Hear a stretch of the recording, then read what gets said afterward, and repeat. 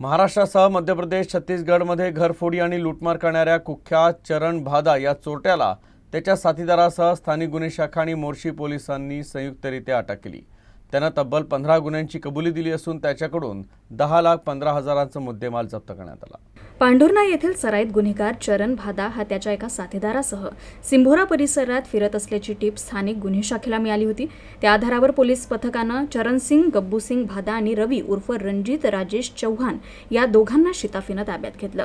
त्यांनी 15 घरफोडी व लुटमारीच्या घटनांची कबुली दिली। त्यांच्याकडून गुन्ह्यातील 9,40,000 रुपये किमतीचे 71 ग्राम सोने, 50,000 रुपये रोख आणि गुन्हा करण्यासाठी वापरलेली मोटरसायकल असा एकूण 10,15,000 रुपयांचा मुद्देमाल जप्त केला आहे।